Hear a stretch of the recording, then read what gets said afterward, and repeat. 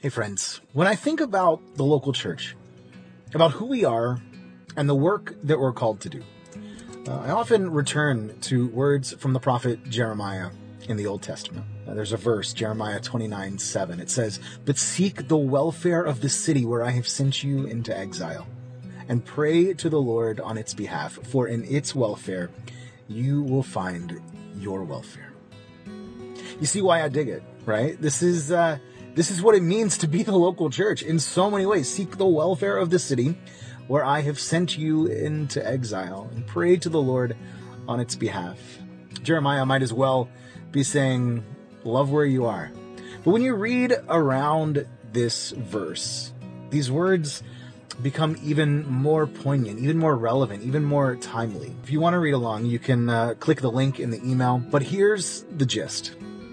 The prophet Jeremiah is writing to a people who have lost everything. They've been exiled from Jerusalem. They've found themselves in Babylon, far from home. They've been separated from all that they loved and held dear, torn from their families, from their place of worship, their culture, their food, their language, their traditions. They were forced into a new normal. Their lives had been turned on end. They didn't know how long it would last. They were struggling to make sense of it all. And so Jeremiah writes to them in the midst of their exile and disorientation and grief and disconnection to offer advice and even hope as they live as strangers in a strange land. Here's Jeremiah's counsel. He writes, "Build houses and live in them. Plant gardens and eat what they produce. Take wives and have sons and daughters. Take wives for your sons and give your daughters in marriage, that they may bear sons and daughters. Multiply there and do not decrease, but seek the welfare of the city where I have sent you into exile, and pray to the Lord on its behalf, for in its welfare you will find your welfare." At first glance, this advice might seem a bit, underwhelming. Where's the part about a drastic action that brings change in circumstance? Where's the 10-step results-driven process that will get us back to where we were before? But instead, Jeremiah simply says, do what you know to do. Build homes and live in them. Plant gardens and eat. Celebrate together. Love where you are. There's a certain resilience in that, isn't there? A steadfast and subversive hope, too. There's an acknowledgement that even though things are hard and heavy and not as they should be, God's presence and God's promise can still be found in what you've always done, in what you know to do, in the building, in the planting, in the celebrating.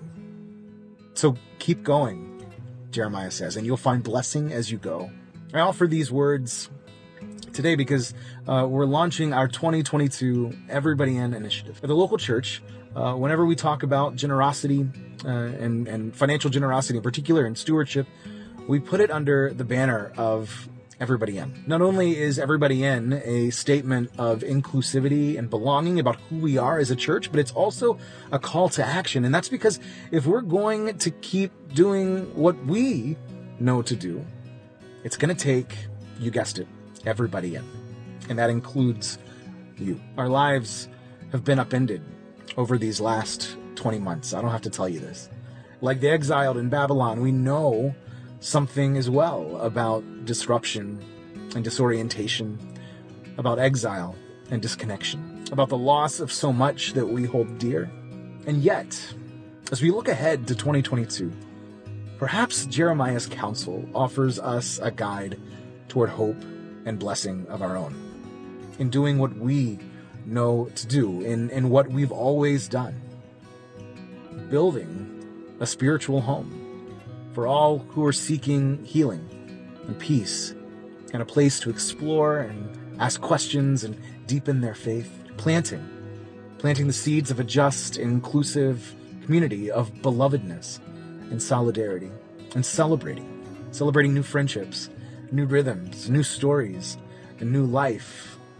In other words, we're going to continue to seek the welfare of the city where we find ourselves. We're going to love where we are, where you are. And in so doing, by God's grace, we too will experience God's presence and promise and offer that same hope and blessing to our communities and to the world. As we kick off our Everybody In initiative, we invite you to consider how you will support this work of building, planting, and celebrating in the next year by making a financial commitment to the local church. How will you be a part of that planting, that building, that celebrating? Any commitment you make now is simply an estimate of giving. So know that. We know that things sometimes change, but knowing what you plan to give helps us plan accordingly as well. And so over the next few weeks, we're gonna share with more detail about our hopes and dreams for 2022.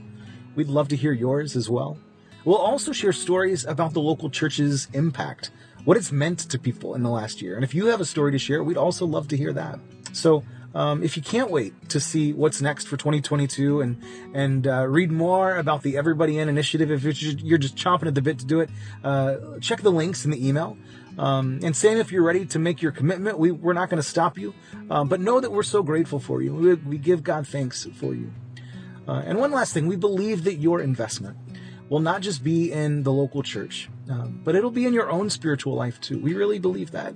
In other words, as you share your gifts, you'll come to experience God in surprising new ways. If you have any questions about any of this, send us an email, leave a comment, and know that it is a privilege and a joy to journey with you all. I thank God for you. In the spirit of Jeremiah, build, plant, celebrate, and love where you are.